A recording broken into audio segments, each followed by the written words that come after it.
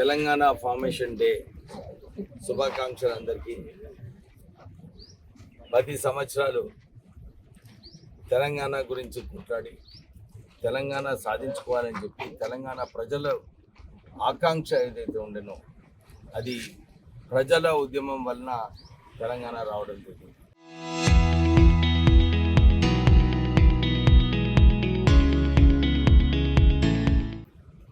మేము కాంగ్రెస్ ఎంపీస్ అప్పుడు పార్లమెంట్లో తెలంగాణ రావాలని అక్కడ నిరాదీక్ష చేసినప్పుడు చాలామంది మా మీద నవ్వినప్పుడు వీళ్ళు ఉట్టినే నిరాదీక్ష చేస్తున్నారు, ధర్నాలు చేస్తున్నారు, పార్లమెంట్ని స్తంభించారు, కానీ వీళ్ళకు తెలంగాణ రాదని చెప్పి ఆ రోజులలో చాలామంది చెప్పినారు. కానీ కాంగ్రెస్ ఎంపీస్ ఆ రోజులలో ఆ నిరంతరం ఉద్యమంలో పాల్గొని నిరంతరం పార్లమెంట్లో అందరు పొలిటికల్ పార్టీస్ దగ్గర వాళ్ళకి నచ్చజెప్పి మీరందరూ కూడా సపోర్ట్ చేయాలి.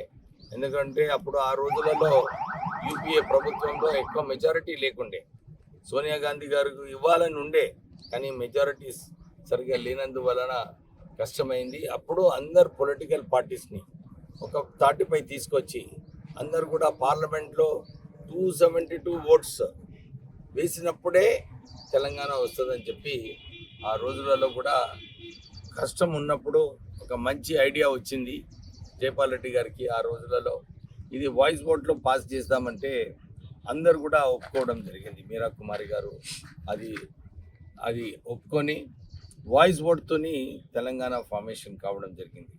ఈరోజు బీజేపీ వాళ్ళు చాలామంది చెప్తుంటారు, మొన్న సూర్య వారి ఎంపీ కూడా తలుపులు మూసేసి తెలంగాణ తెచ్చుకున్నారండి.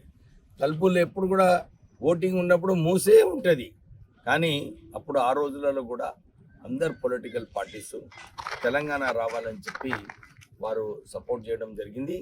నాకు మంచిగా గుర్తుంది, ఆ రోజులలో ఎవరైతే తెలంగాణ గురించి త్యాగం చేసుకున్నారో మేము అప్పుడు ఆ రోజు సుమారు 300 మందికి ₹1,00,000 కూడా వారికి అప్పుడు ఇవ్వడం జరిగింది. సో ఈ స్ట్రగుల్ ఏదైతే ఉందో తెలంగాణ రావాలని డాక్టర్ బిఆర్ అంబేద్కర్ గారు కాన్స్టిట్యూషన్లో పెట్టినారు. వారు ఆ ముందు ఆలోచనతోని ఈ ప్రొవిజన్ ఏదైతే ఉందో చిన్న రాష్ట్రాలు కూడా కావడం పార్లమెంట్లో బిల్ పెట్టవచ్చు అని చెప్పి ఆ ప్రొవిజన్ వల్లనే ఈరోజు మనకు తెలంగాణ రావడం జరిగింది.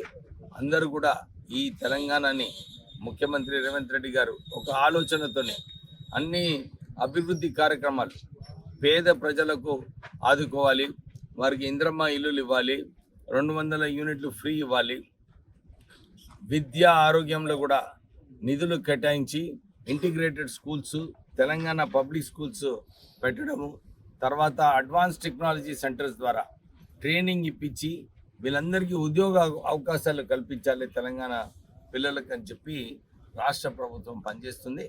సో ఈ దిశలో అందరూ కూడా సహకరించి తెలంగాణని అభివృద్ధి బాటలో తీసుకెళ్ళాలి. ఎందుకంటే 10 సంవత్సరాలు టీఆర్ఎస్ హయాంలో ఈ రాష్ట్రాన్ని అప్పుల రాష్ట్రం చేసేసి నిధులు లేకుండా చేయడం జరిగింది. మన ఉద్యమం ఉండే నిధుల గురించి, కానీ 10 సంవత్సరాలు ఈ సంవత్సరం కూడా మనం చూసినాం. కాళేశ్వరం ప్రాజెక్టులో ₹1,00,000 కోట్ల ఖర్చు పెట్టి వారికి ఈ ఒక్క బొట్టు నీళ్లు లేకుండా 2 సంవత్సరాల నుంచి మనము ప్రొక్యూర్మెంట్ ఏదైతే చేస్తున్నామో సుమారు 30% ఎక్కువ ప్రొక్యూర్మెంట్ ఈ సంవత్సరం చేయడం జరిగింది. అంటే ₹1,00,000 కోట్ల తెలంగాణ ప్రజల సొమ్ము వృధా కావడం జరిగింది.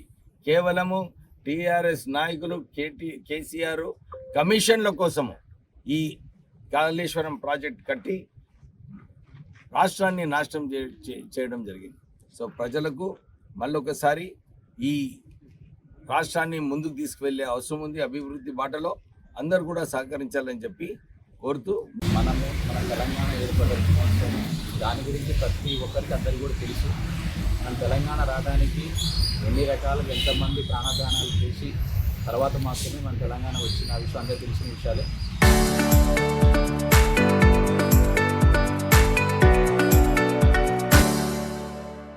కాకపోతే మనకు అంతకుముందు ఇది రావడానికి కారణం ఏంటంటే అంతకుముందు మన తెలంగాణ అభివృద్ధిలో లేదు, చాలా రకాలుగా చాలా ఉద్యోగాలు పోతున్నాయి, ఉద్యోగాలు రావటం లేదనే ఉద్దేశంతోనే ప్రజల్లో చాలా ఇబ్బందులు అవుతున్న ఆలోచనతో మనము కష్టపడి మన తెలంగాణ రాష్ట్రం సాధించుకున్నాము.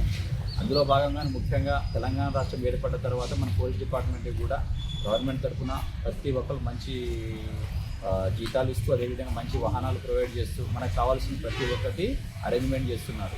ఈ అరేంజ్మెంట్ ఎందుకు చేశారంటే మీకు అందరూ తెలుసు, ఫస్ట్ ఏదన్నా ఒక ఇన్వెస్ట్మెంట్ వేరే దేశాల నుంచి మన రాష్ట్రానికి ఏదైనా రావాలంటే ఫస్ట్ ఎటువంటి ల్యాండ్ ఆర్డర్ ప్రాబ్లం ఉండకుండా ప్రశాంతంగా ఉంటేనే వేరే దేశం నుంచి ఎక్కడన్నా కానీ మనకి ఇన్వెస్ట్మెంట్ రావడానికి అవకాశం ఉంటుంది. కాబట్టి మన పోలీస్ భద్రత కనుక ఎటువంటి ఇష్యూ జరగకుండా ల్యాండ్ ఆర్డర్ కనుక పకడ్బందీగా ఉన్నట్లయితే అన్ని రకాలుగా బాగుంటుందని ఆలోచనతో మనం కూడా వచ్చిన తర్వాత ఫ్రెండ్లీ పోలీసింగ్ అని చెప్పేసి రకరకాలుగా మన దాంట్లో కూడా ముఖ్యమైన కార్యక్రమాలు చేసేసి పోలీస్ డిపార్ట్మెంట్ ముందుకు వెళ్తుంది. కాబట్టి మనం పబ్లిక్లో ఒక భాగం అవ్వడం వల్ల పబ్లిక్ జవాబుదారీతనంగా మనం కూడా ఉండాలి.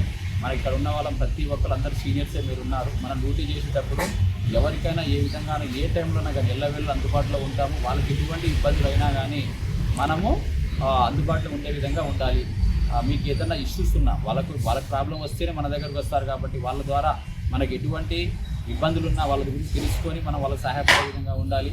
దాంతోపాటుగా మీకు కూడా ఎటువంటి ఏదైనా ప్రాబ్లం ఉన్నా ఇష్యూస్ ఉన్నా కానీ ముందుగానే మాకు తెలియపరిస్తే దాని ప్రకారంగా మీకు ఏ విధంగా హెల్ప్ చేయడానికి అవకాశం ఉంటుంది.